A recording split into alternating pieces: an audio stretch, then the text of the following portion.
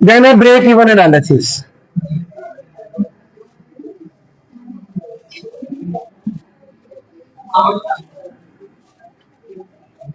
देखिए break even क्या होता है?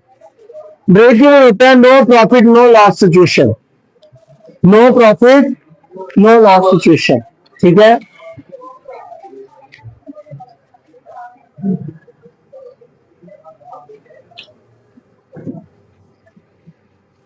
और ऐसी क्वांटिटी जहां पर ब्रेक इवन होता है उसको ब्रेक इवन क्वांटिटी कहते हैं, नो प्रॉफिट नो लॉस हो।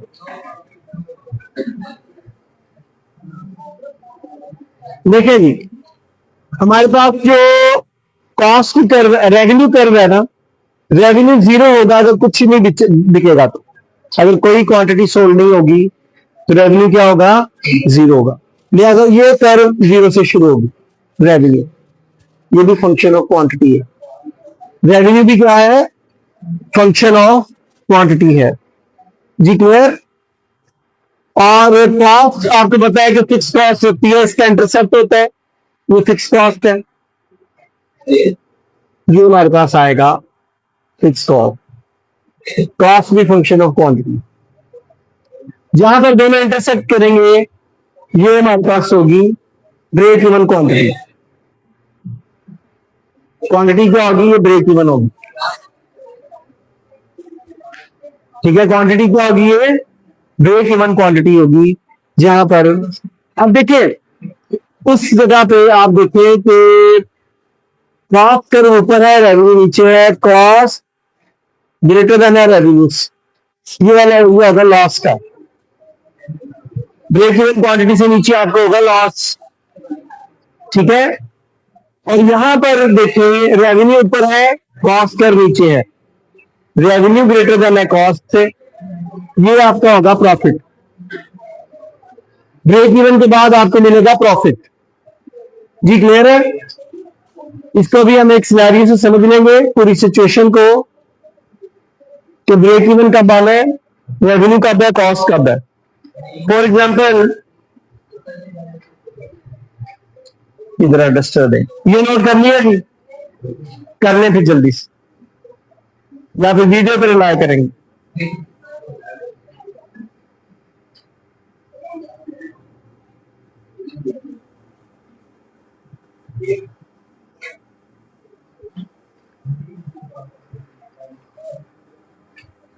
देखिए इसको हम एक सिनेरियो से डिस्कस कर लेते हैं। चलो तो आप कहते हैं कि मैं घर में बच्चों को या किसी फ्लैट में बच्चों को पढ़ाता हूँ, ठीक है। अब आप करेंगे क्या? आप एक फ्लैट खरीद लेंगे जिसका रेंट होगा 30,000, ठीक है। अब आपने वहां पर रेंट के साथ जाहिर बात है यूटिलिटी बिल पे भी करने हैं, वो 10,000 है, ठीक है। उसमें आप अदर एक्सपेंसेस डाल के 7,000 वो भी कर ले, ठीक है। कितने हो जाएंगे ये? 47,000, ठीक है। अदर एक्सपेंसेस है, ये यूटिलिटी है, यूटिलिटी की कॉस्ट है, पर मंथ देनी पड़ेगी।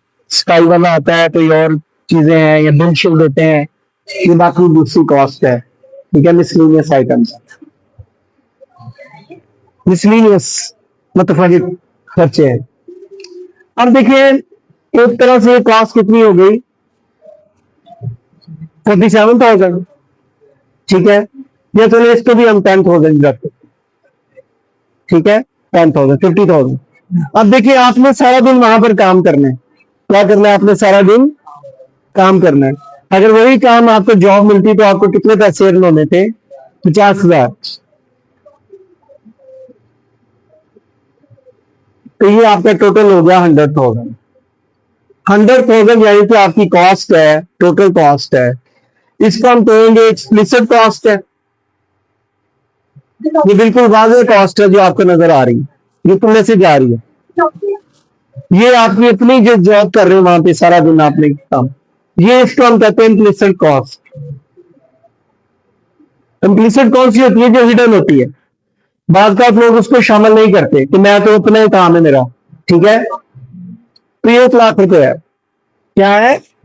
1 लाख रुपया कॉस्ट आ गई टोटल। अब क्या होगा, आपकी फी जो है ना पर स्टूडेंट 10,000 रुपीज। फर्स्ट मंथ में जो भी आपने एडवर्टीजमेंट की, यहाँ पर खर्चे खुर्चे किए, आपको मिले 5 स्टूडेंट। रेवेन्यू कितना हो जाएगा, 5 स्टूडेंट, क्वांटिटी 5 है और प्राइस कितनी है 10,000। रेवेन्यू कितना होगा 50,000। 5 बच्चों से आपको 50,000 आ गया फर्स्ट मंथ में। ठीक है, आपके ये वाले एक्सप्लिसिट कॉस्ट तो पूरी होगी, इम्प्लिसिट कॉस्ट बाकी रहेगी। लॉस कितने का होगा, 100,000 माइनस 50,000, 50,000 का लॉस है। लेकिन क्योंकि आपकी मजदूरी नहीं मिल रही, आपका बिजनेस है, आपकी लेबर जो आप मेहनत कर रहे हैं वो नहीं मिले, लेकिन आपकी एक्सप्लिसिट कॉस्ट पूरी होगी। हाँ जी, क्लियर है बात। 50,000 आ गया तो अभी लॉस है 50,000 का। ठीक है, कैसे प्रॉफिट क्या होता है, रेवेन्यू माइनस कॉस्ट। ठीक है, रेवेन्यू माइनस कॉस्ट करते यहां पर, ये रेवेन्यू है माइनस कॉस्ट है 100,000, तो ये हमारे पास माइनस का 50,000 लॉस है ना। माइनस साइन आया, प्रॉफिट नहीं हुआ, लॉस हो जाएगा। 50,000 का नुकसान हो गया पहले महीने। सेकंड मंथ क्या होगा, सेकंड मंथ में 10 बच्चे हो गए टोटल। ठीक है, अब रेवेन्यू कितना होगा, ये फर्स्ट मंथ का रेवेन्यू। अब 10 बच्चे हो गए, हर बच्चे की फीस 10,000, 100,000 आपको आ गया। क्या हो गया, 100,000 आपने अर्न कर लिया। अब आपका प्रॉफिट क्या है, 100,000 माइनस 100,000। ठीक है, 0। क्या हो गया, आपने अपनी cost total inclusive explicit cover कर ली। 10 बच्चों से आपका ब्रेक इवन क्वांटिटी आ गई। ब्रेक इवन क्वांटिटी कितनी है आपकी, ब्रेक इवन क्वांटिटी है 10 स्टूडेंट्स, यानी कि 10 अगर स्टूडेंट रहे तो ना ही आपको प्रॉफिट है ना ही लॉस है। ठीक है, लेकिन आप चलते जाएंगे उस पर, क्योंकि मुहावरा के बेकार में बात कुछ किया कर, कपड़े देख कर सिया कर, कि कुछ ना कुछ करना है, एक्टिविटी होगी। ठीक है, अब नेक्स्ट मंथ क्या होगा, लेट्स सपोज बच्चे हो गए, स्टूडेंट कितने हो गए, 12 या 15 या 13 हो गए। ठीक है, 13 स्टूडेंट, 3 बच्चे और आ गए। अब थर्ड मंथ का रेवेन्यू कितना हो जाएगा, 1,30,000। अब प्रॉफिट कितना हो जाएगा थर्ड मंथ में, रेवेन्यू माइनस कॉस्ट,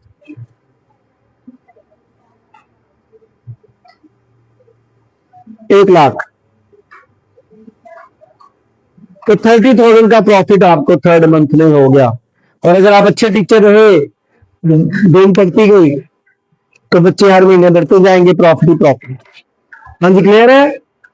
ठीक है, तो ये है ब्रेक इवन क्वांटिटी समझ आ गई, प्रॉफिट भी समझ आ गया, लॉस भी समझ आ गया। हाँ जी, क्लियर है। ठीक है, कोई इश्यू तो नहीं है इसमें। ठीक इसी कंसेप्ट के साथ हमने, और अगर टेक्निकली इसको वैसे निकालना हो ब्रेक इवन क्वांटिटी को, तो प्रॉफिट आपका 0 होगा तो ब्रेक इवन क्वांटिटी निकलेगी ना।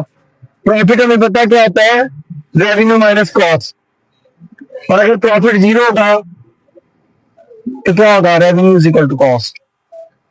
जब रेवेन्यू और कॉस्ट बराबर हो जाए तो वो क्या आती है, ब्रेक इवन क्वांटिटी। यहां पर हमने ये किया था ना, रेवेन्यू और कॉस्ट, रेवेन्यू और कॉस्ट बराबर कर दी थी। ये रेवेन्यू है सेकंड मंथ में और ये कॉस्ट है, दोनों इक्वल हो गए थे, तो ब्रेक इवन क्वांटिटी निकल आई। No profit no loss, zero station, break even quantity 10 आ गई। जी क्लियर है।